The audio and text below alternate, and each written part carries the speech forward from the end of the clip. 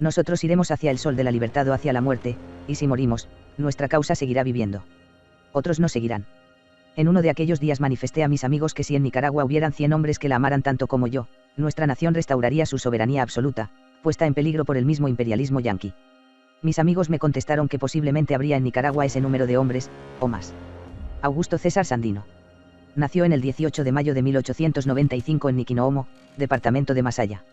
Su madre fue una humilde campesina llamada Margarita Calderón, que se desempeñaba como doméstica y obrera agrícola. Su padre fue Gregorio Sandino, un mediano propietario, productor agrícola. Su infancia transcurrió al lado de su madre, ahí conoció y sufrió toda clase de miserias y privaciones. A los 11 años pasó a vivir a casa de su padre. Mi mayor honra es surgir del seno de los oprimidos, que son el alma y nervio de la raza. En plena adolescencia Sandino fue testigo de la primera gran intervención militar del imperialismo norteamericano en Nicaragua que culminó con el asesinato del general Benjamín Celedón. Era yo un muchacho de 17 años y presencié el destace de nicaragüenses en Masaya y otros lugares de la República, por las fuerzas filibusteras norteamericanas. Personalmente miré el cadáver de Benjamín Celedón, quien fue sepultado en Catarina, pueblo vecino al mío. La muerte de Celedón me dio la clave de nuestra situación nacional frente al filibusterismo norteamericano. Por esa razón, la guerra en que hemos estado empeñados, la consideramos una continuación de aquella. A la edad de 20 años Sandino deja la casa de su padre para buscar la manera de hacer su vida por sí mismo, y así recorre haciendas y plantaciones trabajando como ayudante de mecánica, volviendo más tarde a Niquinoomo para dedicarse al comercio de granos. Posteriormente, Sandino se ila hacia Honduras, empleándose en la Ceiba como guardalmacén del ingenio Maanta Christou, propiedad de la Honduras Sugar and Distilling Company. En el año 1923 deja Honduras y llega a Guatemala, donde se coloca en las plantaciones de la United Fruit Company en Quiriguá. Ese mismo año sigue su viaje hacia México, donde comienza a trabajar en Tampico para la South Pennsylvania Oil Company. En 1925 pasa al campamento de la Huasteca Petroleum Company, en Cerro Azul, estado de Veracruz, donde permanece hasta su regreso a Nicaragua en junio de 1926. Estando en México, Sandino se vincula con líderes sindicales, obreros, militantes socialistas, anarquistas y masones. Es ahí donde conoce las luchas sindicales, la agresión yanqui contra México por el control de los yacimientos petroleros, de la propia Revolución Mexicana y, en fin, del progreso de las luchas de la clase trabajadora. En vista de los abusos de Norteamérica en Nicaragua, partí de Tampico, México, el 18 de mayo de 1926 en donde me encontraba prestando mis servicios materiales a la compañía yanqui para ingresar al Ejército Constitucionalista de Nicaragua, que combatía contra el régimen impuesto por los banqueros yanquis en nuestra república. A su regreso a Nicaragua, el país se encontraba sacudido por una guerra civil, llamada constitucionalista, resultado de la lucha entre los liberales y conservadores por el control del poder político. En esta guerra, los conservadores, una vez más, habían solicitado la intervención yanqui para mantenerse en el poder. Dentro de esta guerra, Sandino aparece como una nueva fuerza que representa las aspiraciones populares contra la dominación que casi 2 décadas había ejercido el imperialismo norteamericano en Nicaragua. Acuerdo sobre los traidores de la patria. Son traidores a la patria todo nicaragüense que con miras políticas trafique con la honra de la nación, solicitando apoyo oficial de los invasores de la patria, así como el gobierno de la Casa Blanca. El que prestare ayuda a los invasores y traidores para asesinar a los patriotas nicaragüenses que están defendiendo la soberanía nacional. Ya en Nicaragua, se emplea en el mineral de San Albino en donde logra constituir, con algunos mineros, la primera célula sandinista con la que daría inicio a su propia batalla dentro de la guerra constitucionalista. El primer combate se da en el Jícaro. La falta de experiencia de la columna sandinista, la escasez y pésima calidad de las armas harían que sufrieran una derrota, pero aquella pérdida solo serviría para reafirmar su vocación de lucha. Posteriormente, Sandino reagrupa a su gente y, después de dejarla bajo seguro en el cerro El Chipote, se dirige con unos pocos hombres hacia la costa atlántica donde estaba el grueso de las tropas liberales, viajando en pipantes sobre el río Coco, en medio de la selva, en una travesía de muchos días y de muchas penalidades que no podía realizarse sin la ayuda de los indígenas Sambous y Misquitos que pueblan la zona. Soldados sandinistas durante la guerra, esos indígenas formarían una eficiente aunque primitiva marina de guerra con pipantes, llevando por el río guerrilleros, municiones y alimentos. El 14 de mayo de 1927, el imperialismo norteamericano puso fin a la guerra constitucionalista, haciendo que liberales y conservadores firmaran el Pacto del Espino Negro, donde se plantea el desarme general, la creación de la Guardia Nacional GN y la supervisión de las elecciones por parte de los marines, terminándose así con las hostilidades. Sandino es el único de los generales que rechaza la imposición yanqui y decide continuar la lucha hasta expulsar a los marines, teniendo que enfrentarse a traidores e invasores, en una larga lucha de liberación nacional. Ya en el teatro de los acontecimientos me encontré con que los dirigentes políticos, conservadores y liberales son una bola de canallas, cobardes y traidores, incapaces de poder dirigir a un pueblo patriota y valeroso. El 1 de julio de 1927, Sandino lanza su primer manifiesto. A los nicaragüenses, a los centroamericanos, a la raza indohispana. Ante la patria y ante la historia, Juro que mi espada defenderá el decoro nacional y dará la redención a los oprimidos. Acepto el reto del cobarde coloso invasor y de los traidores a la patria. Nuestros pechos serán murallas donde se estrellen sus hordas, pues tengo la firme convicción de que cuando hayan matado al último de mis soldados, más de un batallón de los de ellos habrá mordido el polvo de mis agrestes montañas. El día 16 de julio de 1927, Sandino atacó la ciudad de Ocotal, en el departamento de Nueva Segovia, protegida por una guarnición de marines. Con aquella batalla, que duró desde las horas del amanecer hasta la tarde, el mundo sabía que la guerra de liberación había comenzado. Cuando murió, coronel Rufo Marín, era jefe de mi Estado Mayor, pero sin grado oficial, porque apenas estábamos comenzando. Murió en la primera batalla que tuvimos en el Ocotal, peleando como un león, al frente de su columna, en el asalto al cuartel de los marinos, el 16 de julio de 1927. Fue mi primer brazo derecho y gran alentador. Lo sentí inmensa y fraternalmente. El día 2 de septiembre de 1927, Sandino y sus hombres suscriben el documento oficial de constitución del Ejército Defensor de la Soberanía Nacional de Nicaragua. El número de efectivos del Ejército Defensor varió, de entre 2.000 a 6.000 soldados que llegó a tener en la época de expansión más grande de sus operaciones, en 1930 a 1932. Sus columnas estaban bajo el mando cada una de un general, y cada una tenía a su cargo un área territorial de operaciones militares, organización civil y paramilitar, recolección de impuestos, lo mismo que para la organización de la producción agrícola. En esas áreas llegaron a funcionar escuelas de primeras letras para los soldados y los campesinos. En los cuarteles de la montaña había también niños huérfanos de guerra, que se les conocía como el coro de ángeles. Asistían a las emboscadas, y su papel consistía en dar gritos, vivas y hacer toda clase de ruidos, dando unas veces la impresión de que el número de sandinistas era mayor, y otras, que llegaban refuerzos. Estos niños, cuando crecían, llegaban a ser soldados regulares y debían conquistar su propio fusil, como el caso del coronel Santos López. Nuestro ejército es el más disciplinado, abnegado y desinteresado en todo el mundo terrestre, porque tiene conciencia de su alto papel histórico. Nuestro ejército, por la magnitud de su lucha, constituye una autoridad moral continental. Combatientes internacionalistas acudieron al llamado de la lucha antiimperialista de Nicaragua, intelectuales, estudiantes y obreros llegaban de distintos puntos de América Latina hasta las Segovias a prestar servicio militar, los hubo de México, El Salvador, Guatemala, Costa Rica, República Dominicana, Venezuela, Colombia, Honduras. Algunos como soldados de línea, otros sirvieron en el Estado Mayor como secretarios de Sandino, varios allí murieron. El amor a mi patria lo he puesto sobre todos los amores y tú debes convencerte que para ser feliz conmigo, es menester que el sol de la libertad brille en nuestras frentes. Carta de Sandino a Blanca Arauz. Los actos de heroísmo de las mujeres que colaboraron en el ejército, no solo son muchísimos, sino que además la mayoría requieren largas historias para explicar los sacrificios que sufrieron y los peligros que enfrentaron por amor a la patria y todas, campesinas, maestras de escuelas, enfermeras, amas de casa y aún señoritas de sociedad, rindieron servicios sin los cuales nuestra guerra no habría sido posible. Para hacer frente a aquellas perspectivas de una guerra larga, Sandino sabe que necesitará mucho más recursos de los que tiene, ya que sus armas son los pocos rifles anticuados de la pasada guerra civil, o los que se recuperan a los marines en las emboscadas y combates. Por eso decide, en enero de 1929, escribir al presidente de México, Emilio Portes Gil, pidiéndole la autorización de viajar hacia allá, llevando en mente buscar personalmente la ayuda que necesita, ya que los comités más entusiastas de apoyo a la lucha están en México. En mayo de 1929, Sandino saila hacia Honduras en viaje a México, arribando en 28 de junio al puerto de Veracruz, donde es recibido por una multitud. Va acompañado por sus lugartenientes que pertenecen a las brigadas internacionalistas, Ferabundo U. Martí, Rubén Ardila Gómez, José de Paredes, Gregorio Gilbert. Allí se les juntaría también su hermano Sócrates, quien llegaba de Estados Unidos, donde había participado en los mitines sandinistas en Nueva York. Sandino definió así el carácter de su lucha. Este movimiento es nacional y antiimperialista. Mantenemos la bandera de libertad para Nicaragua y para toda Hispanoamérica. Por lo demás, en el terreno social, este movimiento es popular. Durante el periodo de 1927 a 1932, Sandino y el Ejército Defensor de la Soberanía Nacional de Nicaragua libraron más de 500 heroicos combates. De esta manera sangrienta, han sido una vez más castigados los asesinos extraños y los patricidas que durante tanto tiempo han humillado la soberanía de amada Nicaragua. Después de haber derrotado la intervención militar norteamericana y dadas las condiciones internas e internacionales que existían, Sandino decide el 2 de febrero de 1933 firmar un convenio de paz con el presidente Sacasa, sin que esto significara que hubiera abandonado su programa de lucha. La paz se firmó para evitar el regreso de la intervención armada que apenas estaba detrás de la puerta, esperando regresar antes de un año.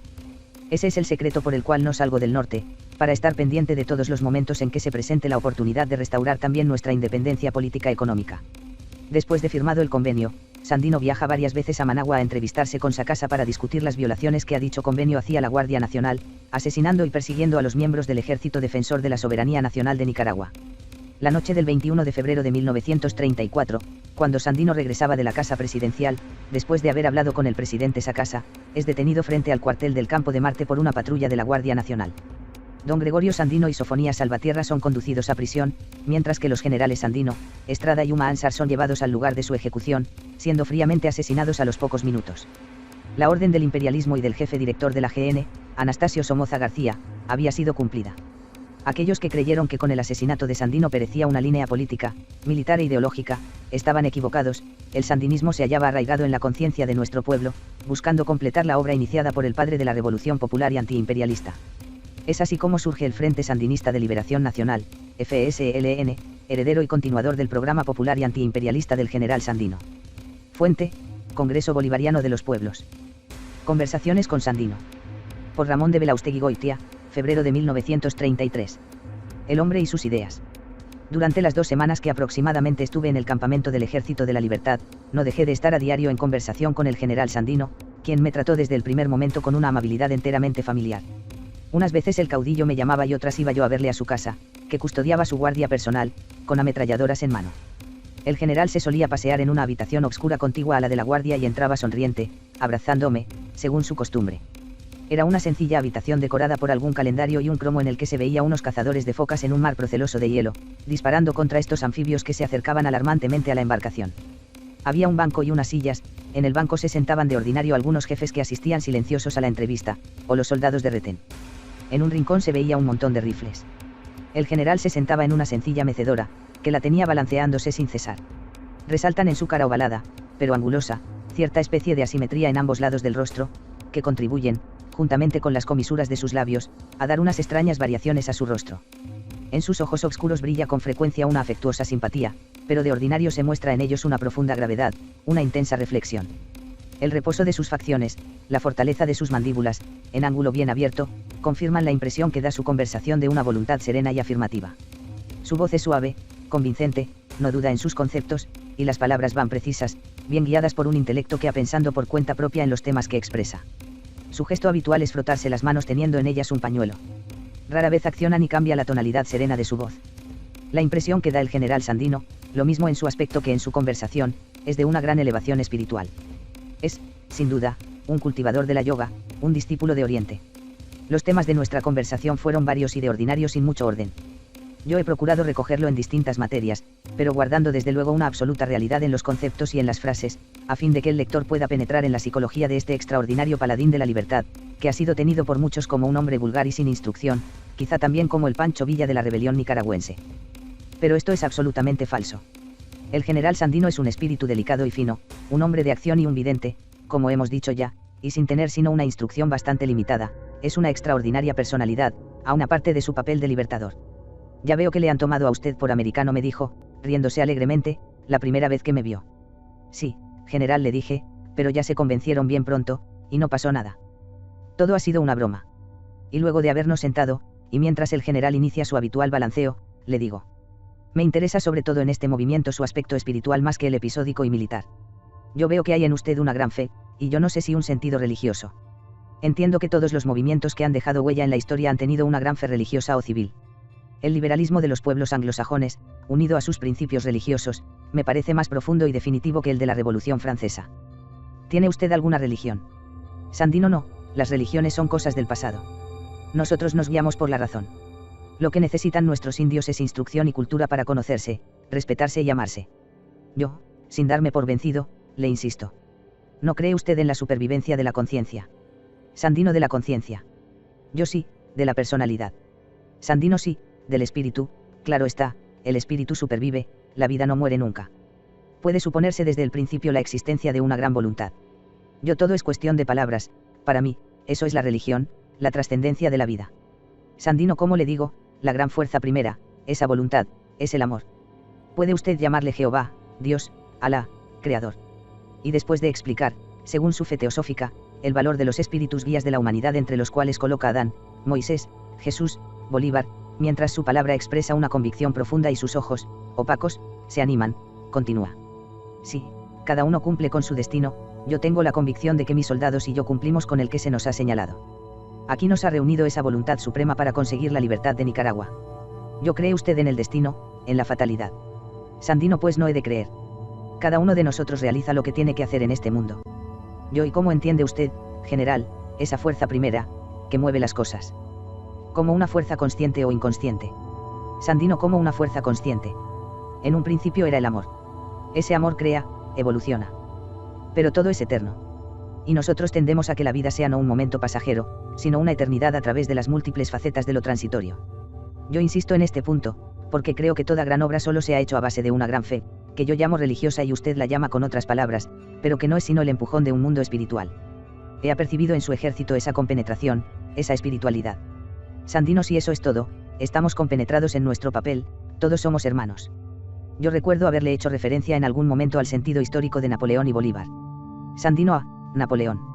Fue una inmensa fuerza, pero no hubo en él más que egoísmo. Muchas veces he empezado a leer su vida y he tirado el libro.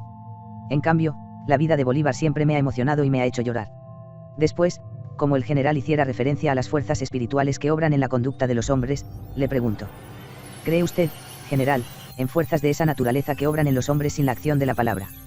Sandino, completamente. Yo mismo lo he experimentado no una, sino muchas veces. En varias ocasiones he sentido una especie de trepidación mental, palpitaciones, algo extraño dentro de mí. Una vez soñaba que se acercaban las tropas enemigas y que venía con ellos un tal Pompilio, que había estado antes conmigo. Me levanté inmediatamente y di la voz de alarma, poniendo a todos en plan de defensa. 2 horas después, todavía sin amanecer, los americanos estaban allí, iniciando el combate. Hay una parte de nuestro organismo donde existe el órgano del presentimiento. Yo se lo diré, añade el general, y tomando mi cabeza me señala la nuca. ¿No lo cree usted? Yo no niego ninguna clase de posibilidades de esa naturaleza. Y desde luego creo que usted puede tener un sistema nervioso especial, una gran potencia espiritual. Lo veo en su ejército. Y recuerdo haber leído en una carta escrita por su hermano Sócrates y que me había enseñado don Gregorio, que Augusto tenía un enorme receptáculo telepático. Y en otra carta, que había visto en sueños a su padre y a su madre y sentía que debían estar muy inquietos. Y añado yo: he visto en los soldados un sentido espiritual admirable. Hablando con muchos de ellos, les he oído decir que la justicia estaba con ellos y que por eso vencían siendo tan inferiores. ¿Cómo ha conseguido inculcarles estos principios? Sandino, hablándoles muchas veces sobre los ideales de la justicia y sobre nuestro destino, inculcándoles la idea de que todos somos hermanos. Sobre todo, cuando el cuerpo desfallece es cuando he procurado elevar su espíritu. A veces, hasta los más valientes decaen. Es necesario conocerlos, seleccionarlos. Y alejar el temor, haciéndoles ver que la muerte es un ligero dolor, un tránsito. Yo por compenetración. Sandino, sí, estamos compenetrados de nuestra misión, y, por eso mis ideas y hasta mi voz puede ir a ellos más directamente. El magnetismo de un pensamiento se transmite. Las ondas fluyen y son copadas por aquellos que están dispuestos a entenderlas. En los combates, con el sistema nervioso en tensión, una voz con sentido magnético tiene una enorme resonancia. También los espíritus combaten encarnados y sin encarnar. ¿Yo cree usted en la trascendencia de este movimiento? Seguramente el general no me ha entendido el sentido realista en que yo le he hecho esta pregunta. En el curso ya de sus impresiones suprasensibles, por decirlo así, continúa destrenzando su pensamiento en conceptos más lejanos y más difíciles. Pero no nos sería posible seguir todo su pensamiento, e indicaremos únicamente el esqueleto de sus ideas, que versan ya sobre términos irreales. Le diré a usted, también los espíritus luchan encarnados y sin encarnar. Desde el origen del mundo, la Tierra viene en evolución continua. Pero aquí, en Centroamérica, es donde veo yo una formidable transformación. Yo veo algo que no lo he dicho nunca. No creo que se haya escrito sobre eso. En toda esta América Central, en la parte inferior, como si el agua penetrara de un océano en otro. Veo Nicaragua envuelto en agua. Una inmensa depresión que viene del Pacífico. Los volcanes arriba únicamente. Es como si un mar se vaciara en otro. Es una descripción fantástica, que yo no he podido aprisionarla por completo, pero que se traduce en una especie de visión de una gran catástrofe marítima en esa zona de la América Central. Y Sandino se lleva las manos a los ojos, como queriendo arrancar de ellos alguna visión. De nuevo el tono opaco de su mirada se anima más. Es Sandino, el héroe y genial Sandino, el visionario. La fe, pienso yo, es eternamente infantil y creadora, infantil, porque une al mundo real, al de lo maravilloso, y apartando la duda, que es escepticismo y vejez, nos lleva al mundo del ensueño de esos primeros años, en los que quizá, como dice el poeta Wordsworth, los hombres conservan todavía el reflejo de una inmentalidad o de una encarnación, como dirían los teósofos, que todavía no se ha borrado de la mente, con los años y la baja realidad de los sentidos. Y es creadora, porque el hombre se siente no como un mísero aparcero de una vida transitoria, que se disipa como el humo, sino el propietario, mejor dicho, como el actor de un drama eterno y siempre renovado. Cuando salgo, Sandino habla con un viejo soldado, encargado de llevar sal a las columnas que se vienen acercando, y mientras aquel parte con su mula cargada, el general lo despide con un que Dios le guarde.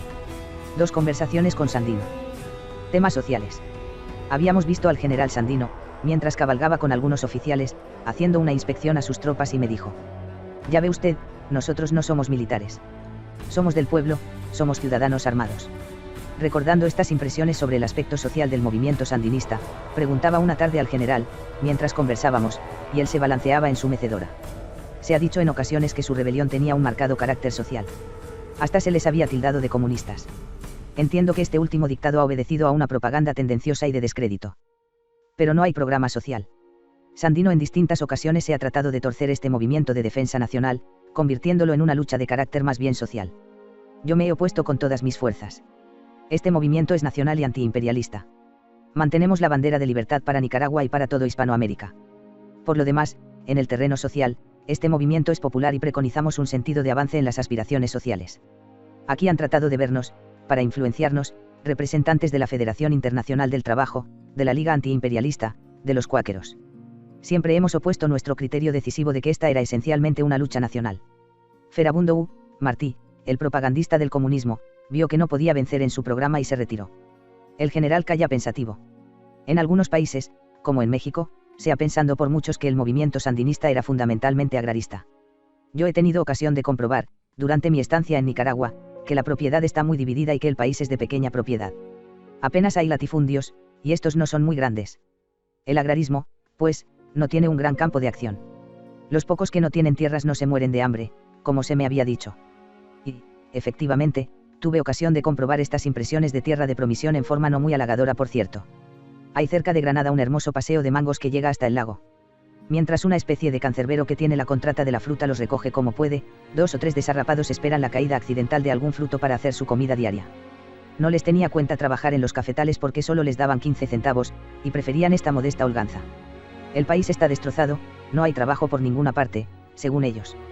Insisto yo todavía sobre la cuestión de las tierras con el general, y le pregunto si es partidario de completar el sentido de pequeña propiedad que tiene el país, dando terrenos a quien no les tenga. Sandino sí, desde luego, y eso es algo que no tiene dificultades entre nosotros. Tenemos tierras baldías, quizá las mejores del país. Es donde hemos estado nosotros. Y el general explica su proyecto de colonizar la zona del río Coco, que es de una enorme feracidad. Nicaragua importa una cantidad de productos que no debe, cereales, grasas, hasta carne, por la costa del Atlántico. Todo esto se puede producir allí. Por de pronto haremos navegable el río, después empezaremos a abrir terrenos de cultivo. Pero hay una exuberancia vegetal increíble. Solo el cacao silvestre les pone por de pronto en condiciones de explotación económica. ¿Yo cree usted en el desarrollo del capital? Sandino sin duda que el capital puede hacer su obra y desarrollarse, pero que el trabajador no sea humillado y explotado. ¿Yo cree usted en la conveniencia de la inmigración? Sandino, hay aquí muchas tierras que repartir. Nos pueden enseñar mucho. Pero a condición de que respeten nuestros derechos y traten a nuestras gentes como iguales. Y el general añade luego, en tono de broma, que si había extranjeros que fueran allí con otras ideas, llevados de un espíritu de explotación inaceptable o de dominio político, ellos procurarían irles poniendo espinas en el camino para que su marcha no fuera tan sencilla. Por lo demás, todos los extranjeros serían recibidos como hermanos, con los brazos abiertos. Hemos recordado en aquel momento el admirable desinterés que ha demostrado en todo momento el general Sandino, y la especial estipulación del convenio que se acaba de firmar expresando que los delegados del mismo indican en su nombre su absoluto desinterés personal y su irrevocable resolución de no aceptar nada que pudiera menoscabar los móviles y motivos de su conducta pública. Entonces le pregunto: ¿no tiene usted la ambición de poseer algún terreno propio? Sandino A. ¿Creen por ahí que me voy a convertir en un latifundista? No, nada de eso, yo no tendré nunca propiedades. No tengo nada. Esta casa donde vivo es de mi mujer. Algunos dicen que eso es ser necio, pero no tengo por qué hacer otra cosa. Recordando que el general Sandino está a punto de tener sucesión, le pregunto: ¿y sus hijos, si los tiene? Sandino: no, eso no es una objeción. Que haya trabajo y actividad para todos. Yo soy partidario más bien que la tierra sea del Estado. En este caso particular de nuestra colonización en el Coco, me inclino por un régimen de cooperativas. Pero eso tendremos que irlo estudiando más despacio. A propósito de estas cosas, añade el general, sonriente, hoy he tenido un caso de los muchos que vienen a contarme sus cuitas, que pinta el espíritu ansioso de algunas gentes que manejan dinero. Es un pobre hombre con mucha familia a quien habían prestado 300 pesos hace mucho tiempo. Ahora el que se los prestó le exige, y como no los tiene, quiere llevarse su casa, el ganado, todo, y hasta sus hijos como esclavos. Y yo le he dicho al prestador: ¿usted cree que su dinero vale tanto como las lágrimas de esta pobre familia? Después he dicho al otro que vaya donde uno de esos abogados que hacen justicia y que venga otro día. Yo espero convencerlos. Ya ve usted, añade el general, lo que pasa por aquí mientras su boca se abre en una franca sonrisa que muestra su excelente humor. Yo sonrío también ante el recuerdo de esta justicia benévola, que muestra su espíritu persuasivo y no su espada de guerrillero. Yo, general, le gusta a usted mucho la naturaleza. Sandino, sí. Yo más que la ciudad. Sandino, sí, la naturaleza inspira y da fuerzas. Todo en ella nos enseña. La ciudad nos desgasta y nos empequeñece. Pero el campo no para encerrarse egoístamente en él, sino para marchar a la ciudad y mejorarla. La vista de las plantas, de los árboles, los pájaros, con sus costumbres, su vida, son una continua enseñanza. La dicción clara y precisa del general, el sentido didáctico que da a sus explicaciones, hasta el corte de su mano, que se mueve incesantemente y que muestra unos dedos cortos y firmes, nos muestran en el general, no el hombre de fantasía, sino de un pensamiento inquieto y profundo en quien bulle el eterno deseo de saber. Y entonces le pregunto: ¿es cierto que desea usted hacer algunos estudios? Sandino, sí, me interesa el estudio de la naturaleza y de las relaciones más profundas de las cosas. Por eso me gusta la filosofía. Naturalmente que no me voy a poner ahora en plan de escolar. Pero saber, aprender, eso siempre. Pasamos a hablar después del tema militar, del aspecto de exterminio que tuvo la campaña, y yo le pregunto: ¿fueron crueles los americanos? Sandino: ah, eso yo no se lo voy a decir. Pregúntelo por ahí fuera y verá. Yo se habla, entre los enemigos de usted, general, de muertes innecesarias, de crímenes que se atribuyen a parte de su tropa. Sandino: pues si se achaca algún mal, cualquiera que sea, yo soy el único responsable. Se dice que ha habido asesinatos. Pues yo soy el asesino. ¿Que ha habido injusticias? Pues yo soy el injusto. Ha habido que castigar no solo al invasor, sino al que tiene concomitancias con él. El general se yergue y habla con energía, y sus ojos brillan con indignación. Yo, a mí, cuando me han hablado de estas cosas, he dicho que la libertad no se conquista con sonrisas a los invasores. ¿Qué es el precio de la libertad? Pero, naturalmente, creo es muy duro para ser dicho por un extraño. Sandino: sí, el precio de la libertad. El general Sandino ha pasado, por asociación de ideas, al rigor mostrado con sus propias tropas para mantener la disciplina. Como algo se ha hablado sobre este punto, le pregunto: ¿cuántos fusilamientos ha ordenado usted en sus tropas? Sandino: 5. 2 generales, un capitán, un sargento y un soldado. Uno de los generales por abusos cometidos. Me denunciaron que había violado varias mujeres. Comprobé los hechos y lo mandé fusilar. El otro, por traición. Y el general cuenta cómo desde que llegó el general Sequeira creyó ver en él un hombre de lealtad sospechosa. Un día los aviones lo habían sorprendido y lanzaban un bombardeo furioso. El general Sandino se mantenía inmóvil en un rincón cuando, en medio del estampido de las bombas, siente que alguien se acerca sigilosamente. Era Sequeira, con la pistola en la mano. Quiere matarme, pensó Sandino, e inmediatamente sacó su arma y, abalanzándose sobre aquel, le obligó a enfundar su automática. Sequeira quedó sin mando, pero aún participaba en las operaciones. Todavía el general lo sorprendió en un momento parecido al anterior. Cuando le iban a capturar se escapó en dirección al campamento americano. Sandino destacó fuerzas que lo trajeran enseguida, vivo o muerto. Entonces lo trajeron ya muerto. Yo: es cierto que todas las armas suyas, rifles o ametralladoras, han sido tomadas al enemigo. ¿Qué tanto por ciento calcula usted? Sandino: sí, puede usted decir que todas, fuera de unos pocos fusiles llegados de Honduras y de los primitivos Concon, que ya no sirven. Los que no tenían fusil aguardaban a que se cogiera al enemigo o entraban en acción con bombas y pistola, o sencillamente formaban gente de reserva. Yo: tuvo usted, general, durante la lucha la intuición de la victoria moral definitiva. Sandino: no, yo creí, al meterme en esta empresa, que no saldría nunca de ella sino muerto. Consideré que eso era necesario para la libertad de Nicaragua y para levantar la bandera de la dignidad en nuestros países indo-hispano. Yo recuerdo haber oído expresar sentimientos parecidos entre su tropa, a quienes había oído decir: antes morir que humillarnos si no nos hubiéramos retirado sin que se fueran los machos. Yo: ¿fue su esposa un obstáculo o un estímulo para la lucha? Sandino: fue un estímulo. Al llegar aquí, después de iniciada la lucha, la conocí. Intimé con ella. Sus ideas y las mías eran iguales, estábamos identificados. 5 años estuve separado. Luego pudo entrar en la montaña. Mi esposa nunca ha cejado en su espíritu. Pero, no la conoce. Añade el general, y llama: Blanca. Blanca. Te voy a presentar un señor de un apellido muy largo, que no hay manera de pronunciarlo al principio. Aparece la señora del caudillo. Es una señora muy joven, de facciones correctas, el aire dulce y la tez muy blanca. La saludo, y poco más tarde se va, después de unas breves palabras. Sandino: mi señora es de aquí, con un 95% de español. Aquí los españoles se mezclaron poco con los indios. Yo: generalmente, el español se ha unido con los indios fuera de los sitios donde este ha sido muy guerrero. En México, por ejemplo, se ha mezclado poco en Sonora y en Sinaloa. En el resto casi completamente. Sandino: pues aquí, poco. El indio huyó a la montaña. Pero tiene algo. Tanto, que hay un refrán que dice, Dios hablará por el indio de las Segovia. Y vaya si ha hablado. Ellos son los que han hecho en gran parte esto. Es un indio tímido, pero cordial, sentimental, inteligente. Ya lo verá usted con sus propios ojos. Entonces el general manda a llamar a un soldado y le invita a que hable con su jefe, que está sentado en la guardia y que es de la misma raza de los indios Ambos del Atlántico. Hablan los dos, y se aprecia en el dialecto una mezcolanza de palabras de varios idiomas, desde el inglés y el francés al español. Ahora háblele usted en inglés, me dice a mí. Le hablo un rato y veo que conversan los dos perfectamente. Y ahora, español añade. Efectivamente, lo hablan perfectamente. Sandino, pues ya ve usted si son inteligentes. Pero han estado completamente abandonados.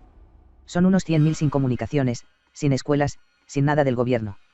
Es donde yo quiero llegar con la colonización para levantarlos y hacerlos verdaderos hombres.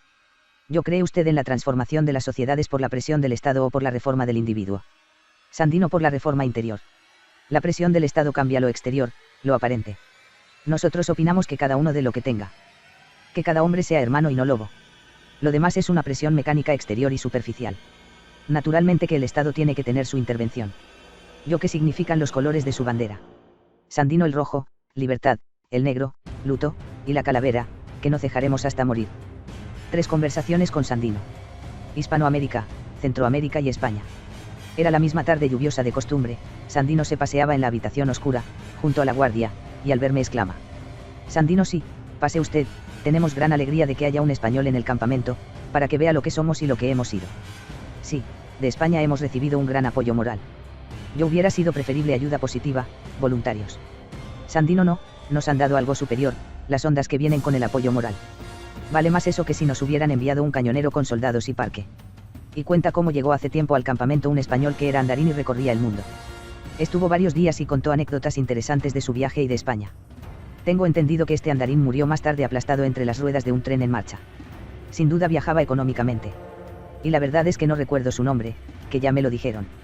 En ese momento le traen una carta, y yo le ruego que la lea, interrumpiendo la conversación, y el general añade.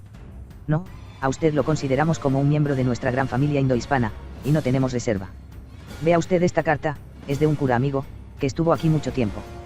Es de ideas libres, tiene su familia, hijos, hacienda, y es de aquellos que podrían decir, obra como yo te digo, pero no hagas lo que yo hago. Y Sandino sonríe con su franca sonrisa benévola. Después lee la carta, en que el cura felicita al general por la paz, que dice que no debe quedar a medias. Yo pregunto al general. ¿Este movimiento puede tener alguna conexión con los ideales de una Hispanoamérica unida? Sandino, sí, el gran sueño de Bolívar está todavía en perspectiva. Los grandes ideales, las ideas todas, tienen sus etapas de concepción y perfeccionamiento hasta su realización. ¿Yo cree usted posible que este sueño pudiera realizarse en una generación? Aún hay falta de preparación para eso. Comunicaciones, íntima comprensión, una sensibilidad armonizada para sentir los problemas comunes. Sandino, yo no sé cuándo podrá realizarse esto. Pero nosotros iremos poniendo las piedras. Tengo la convicción de que este siglo verá cosas extraordinarias. Me acuerdo yo entonces de la situación de Centroamérica. Estas pequeñas repúblicas, con las que no ya la diplomacia yanqui, sino las compañías americanas, sobre todo las fruteras, juegan como muñecos. Ellos hacen y deshacen elecciones y ponen sin gran esfuerzo a sus hombres de confianza. Ahora, en la reciente revolución de Honduras, han dado pródigamente muchas cosas, naturalmente, para cobrárselas luego en alguna forma. Mientras a lo mejor estos países ponen restricciones a la inmigración blanca, están vaciando aquellas compañías la isla de Jamaica en las costas del Atlántico, para abaratar la mano de obra y los negros siguen aumentando enormemente. Así, las pequeñas repúblicas tienen su soberanía mediatizada. Yo, general, ¿no cree usted necesaria la unión de Centroamérica? Sandino, sí, absolutamente necesaria. Yo, cuando cree factible el proyecto. Sandino, eso ya vendrá, ya vendrá. Y el general se pone pensativo. Yo, no queriendo ser indiscreto, no insisto sobre punto tan delicado.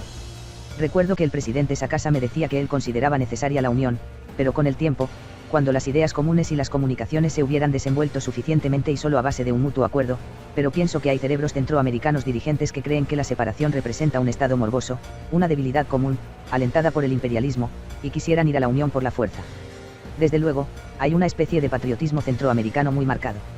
Sandino, de todas maneras, no profesamos un nacionalismo excesivo. No queremos encerrarnos aquí solos. Que vengan extranjeros, incluso americanos, desde luego. Tampoco pensamos que en nacionalismo político está toda la solución. Por encima de la nación, la federación, continental, primero, luego más amplia hasta llegar a la total. ¿Yo qué le parece de España? Sandino, una nación predestinada. España será la encargada de realizar la comunización universal en el futuro. Yo, comunización. Sandino, sí, fraternización. España tiene un pasado glorioso. Allí, según la leyenda, está enterrada María y Santiago, hermano de Jesús. Además, está dando al mundo ejemplos admirables. El advenimiento de la República ha sido algo notable. Lo mismo la actitud del rey que la del pueblo, y en cuanto a la colonización. Mire usted. Yo veía antes, hace tiempo, con protesta la obra colonizadora de España, pero hoy la veo con profunda admiración. No es que esté usted delante. España nos dio su lengua, su civilización y su sangre. Nosotros, más bien nos consideramos como españoles indios de América. ¿Y cree usted en la influencia moral de España en la futura América? Sandino, indudablemente. Su obra no ha terminado. Perdurará. Como surgiera alguna alusión al problema regionalista de España, indicó Sandino que le interesaba ese punto de la diversidad temperamental y exclama: diga usted, ¿qué diferencia hay entre un andaluz y un vasco?